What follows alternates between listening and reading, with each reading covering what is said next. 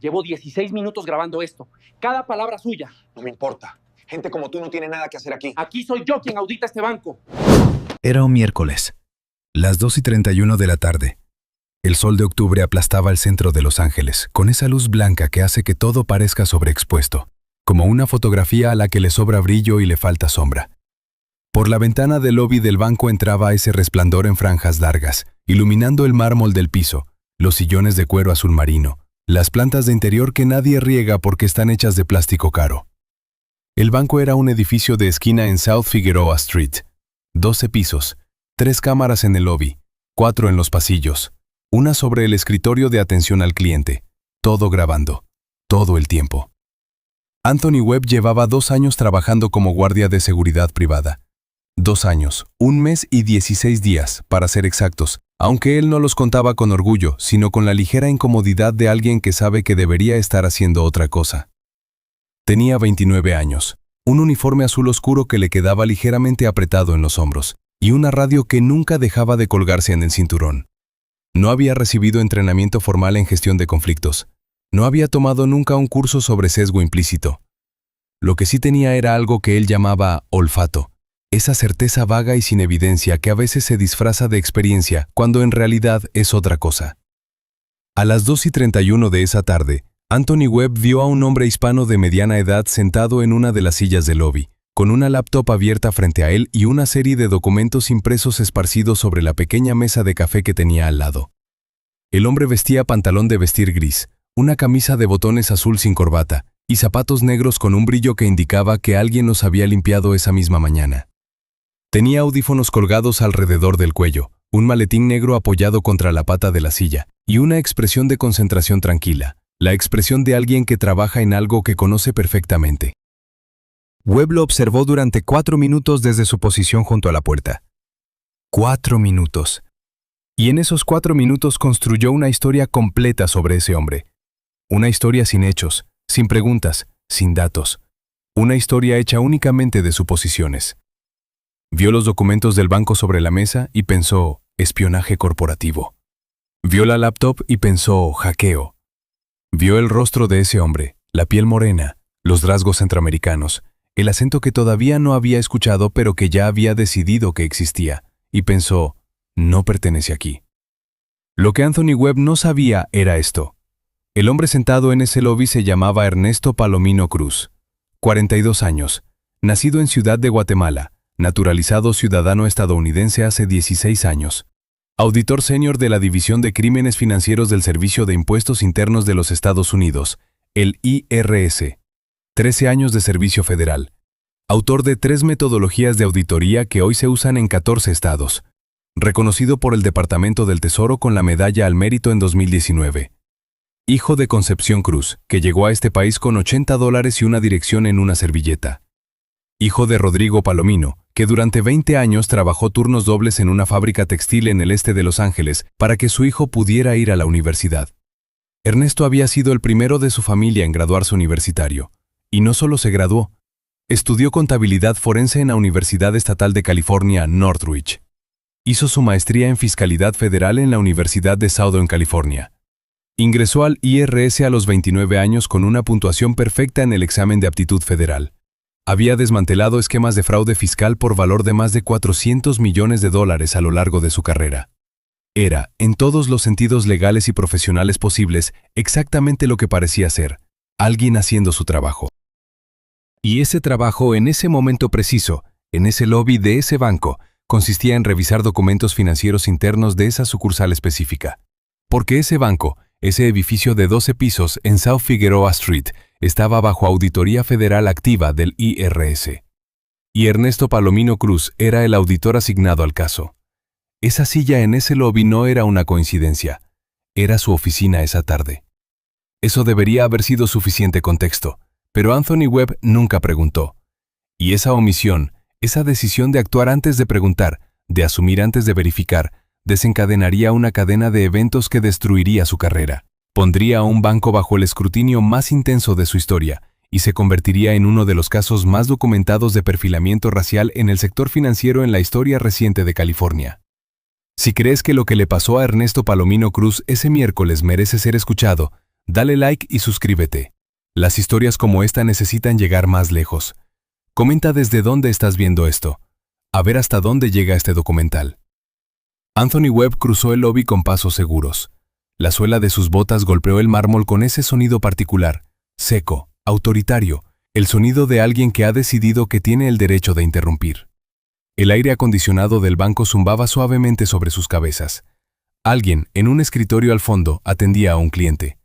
Las cámaras grababan. Todo normal, hasta que no lo fue. «Oye, sí, tú, ¿qué estás haciendo aquí?», dijo Webb. Ernesto levantó la vista de la pantalla con calma, no con la calma nerviosa de alguien sorprendido, con la calma sólida, casi geológica, de alguien que reconoce de inmediato lo que está ocurriendo porque lo ha visto antes. «Trabajando», respondió. «¿Hay algún problema?». Webb le dijo que los clientes no se sientan horas enteras con una computadora. Le preguntó si tenía cuenta en el banco. «Eso no es de su incumbencia», dijo Ernesto. La mandíbula de Webb se tensó ligeramente. No estaba acostumbrado a que alguien respondiera con esa ecuanimidad. La mayoría de las personas, cuando un guardia de seguridad se acerca con esa actitud, se disculpan, se explican, retroceden. Ernesto no hizo ninguna de esas tres cosas. «Mira, voy a ser directo», dijo Webb. «Alguien como tú, revisando papeles del banco en una laptop sin hacer ninguna transacción, eso levanta banderas». Silencio. Ernesto lo miró. Sus ojos no se endurecieron, no parpadeó con más frecuencia. Respondió con una pregunta simple, pronunciada con una precisión que era en sí misma una forma de documentación. ¿Alguien como yo? Necesito que sea más específico. Webb no fue más específico. Nunca lo fue. Porque ser específico habría requerido nombrar lo que en realidad estaba pensando, y nombrar esas cosas en voz alta, frente a las cámaras de un banco, era algo que incluso él sabía que no debía hacer. Pero lo que dijo a continuación fue suficientemente revelador. Le habló de licencias, de cómo cierta gente consigue papeles, de que la gente de ese lobby tiene negocios de verdad, no los de tu clase. Ernesto anotó cada palabra. Mentalmente primero, y después, cuando sacó su teléfono y lo apoyó discretamente contra el maletín, literalmente. El micrófono del teléfono captó todo desde ese momento. Cada sílaba. «Haga lo que considere», dijo Ernesto cuando Webb amenazó con llamar a la policía. «No me voy a mover». Webb habló por radio. Su voz sonó más segura de lo que probablemente se sentía. Reportó un individuo que se niega a salir, posiblemente indocumentado. Pidió una unidad. Ernesto no levantó la vista de la pantalla. Sus dedos siguieron tecleando. Introducía datos en el sistema de auditoría federal mientras esperaba que llegara la policía al banco que estaba investigando. La ironía tenía una densidad que ninguna de las cámaras del lobby podía capturar completamente, pero lo intentaban. El oficial Marcus Doyle, placa 4471, de la División Central del LAPD, llegó 6 minutos después. Tenía 9 años de servicio, un expediente que incluía 3 quejas previas por uso excesivo de fuerza, todas desestimadas por falta de evidencia suficiente. Una tasa de paradas en las que el 73% de los involucrados eran hombres latinos o afroamericanos, según datos que solo se conocerían semanas después, cuando Asuntos Internos revisara su historial completo.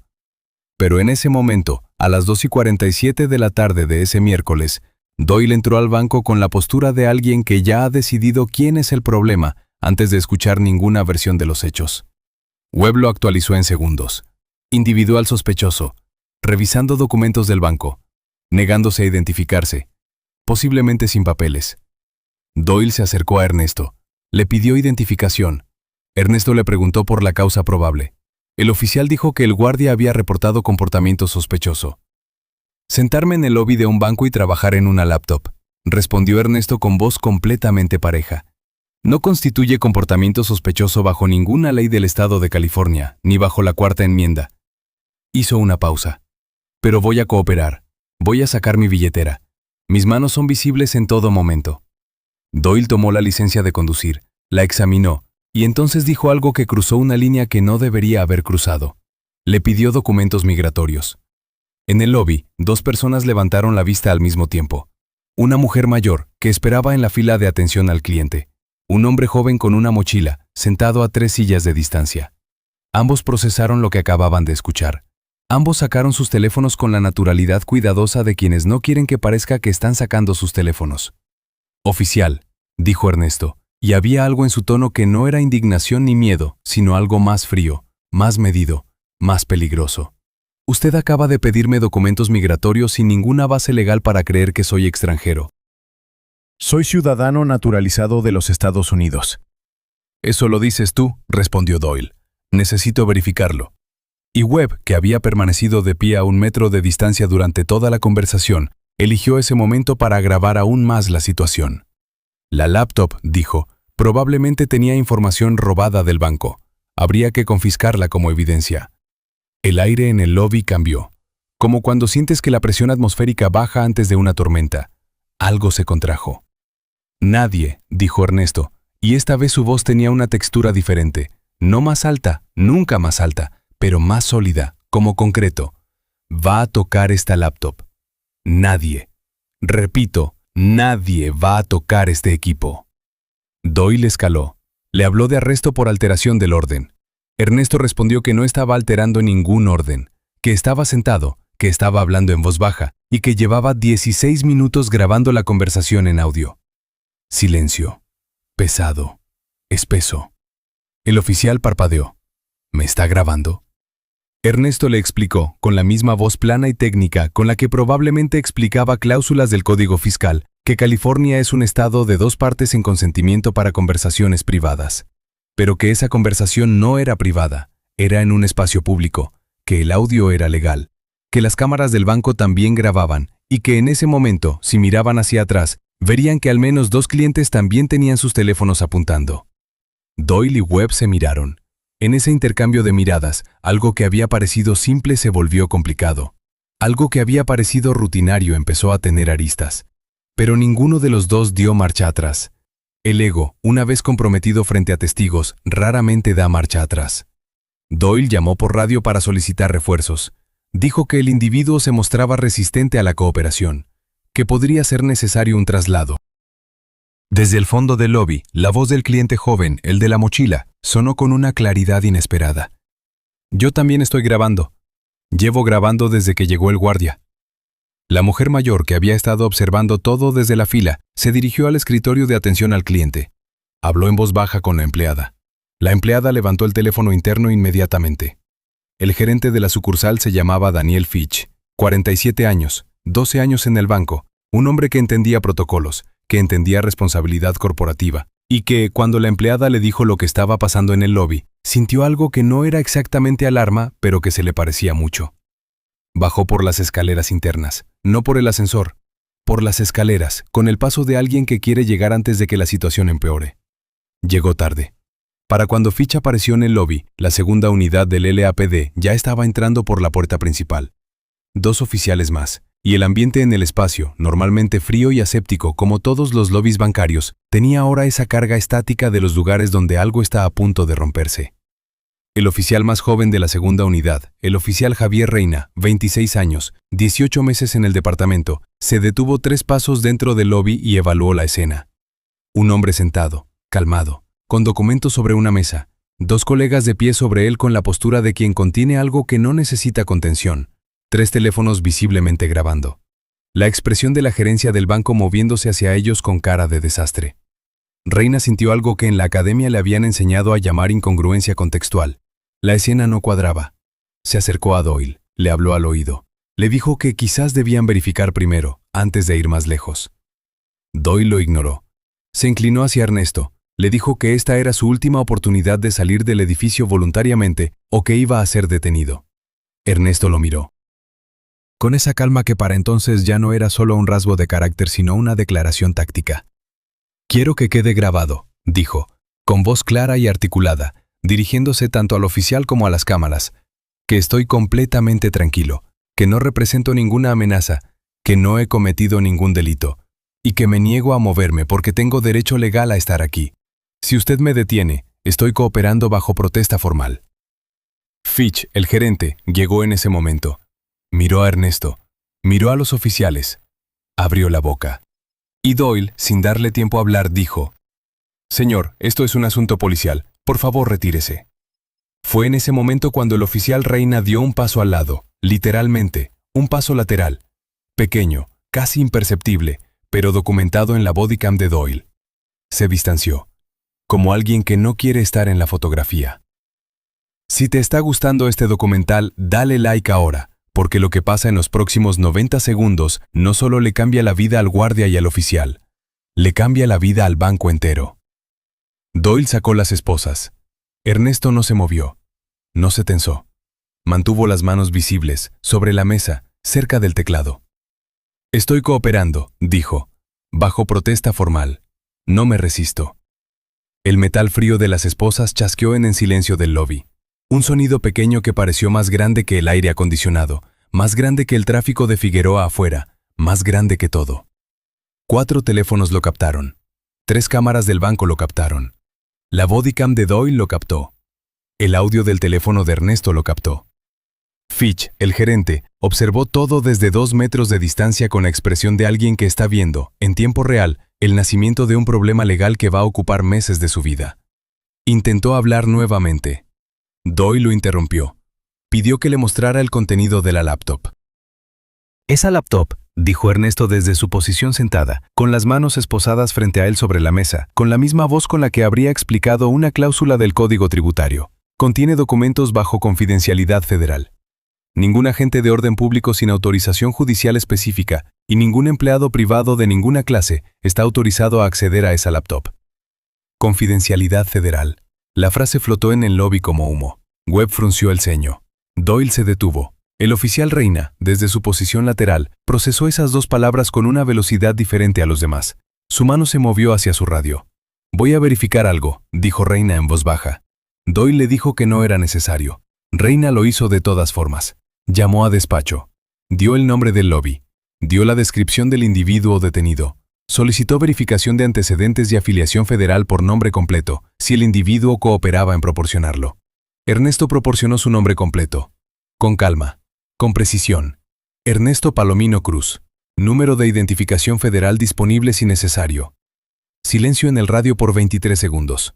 El cliente joven con la mochila contó esos segundos después, cuando lo entrevistaron. 23 segundos de silencio estático. Y después la voz del despachador, ligeramente diferente de tono, más cuidadosa, regresó con información que cambió la temperatura de todo el lobby. Pero esa información no llegaría esa tarde. No en ese lobby. Porque la opción 7, como la llamaría después el equipo legal de Ernesto, no era una revelación dramática frente a testigos. Era algo más lento, más metódico, más devastador. Ernesto fue sacado del banco en esposas a las 3:04 de la tarde. 4 teléfonos lo grabaron mientras cruzaba las puertas de vidrio hacia la luz blanca de octubre. Caminó con la espalda recta, sin decir una palabra, sin mirar a las cámaras. Con esa dignidad específica de las personas que saben que la historia los va a vindicar y que no necesitan apresurarse. El video del cliente joven, que duró 4 minutos y 52 segundos y capturaba todo desde la llegada de Webb hasta las esposas, estaba en línea antes de que la patrulla llegara a la comisaría. 9 horas después tenía 140,000 visualizaciones. A las 18 horas tenía 2,300,000.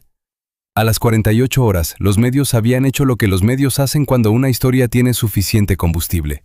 Investigaron.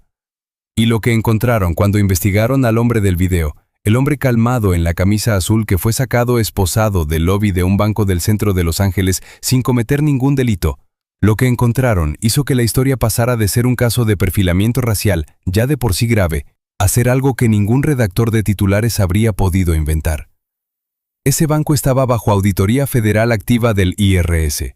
Había estado bajo auditoría desde hacía 93 días. Y el auditor asignado al caso, el auditor responsable de revisar las cuentas de esa sucursal específica, era Ernesto Palomino Cruz. El mismo hombre al que habían llamado, posiblemente indocumentado, en el lobby del banco que él estaba investigando. Silencio. No el silencio de un lobby. El silencio de un escándalo que acaba de encontrar su forma definitiva. La frase que Ernesto diría 2 semanas después en una entrevista con el Los Angeles Times fue reproducida en 38 países. Estaba auditando las cuentas de esa sucursal específica. La ironía es que la forma en que me trataron ese día terminó siendo la evidencia más contundente de la cultura institucional que estaba investigando. Lo que vino después fue simultáneo, múltiple y extraordinariamente preciso. La División de Asuntos Internos del LAPD abrió investigación ese mismo día. No porque alguien nos presionara.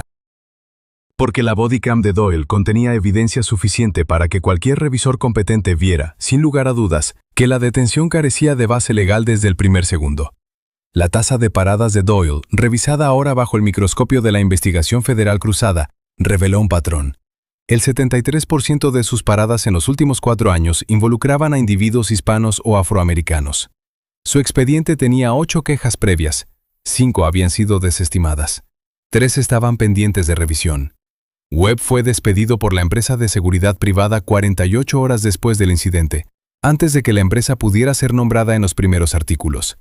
El comunicado interno decía, violación de protocolos de atención al cliente. Todos entendieron lo que realmente quería decir.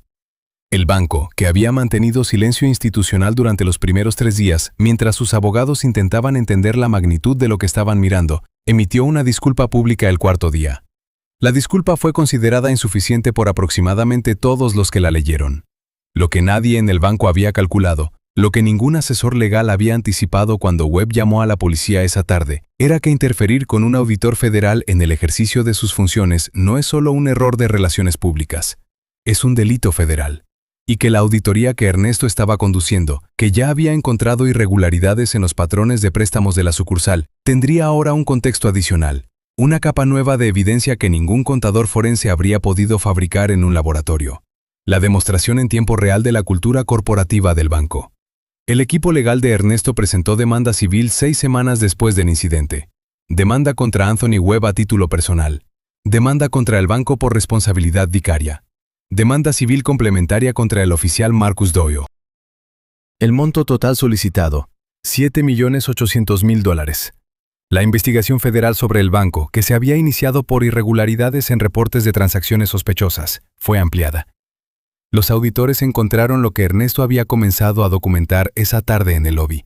Un patrón sistemático de préstamos denegados a solicitantes hispanos y afroamericanos, con perfiles crediticios equivalentes a solicitantes blancos aprobados. Las disparidades estadísticas eran lo suficientemente consistentes como para superar cualquier umbral de coincidencia razonable. No era descuido. Era estructura.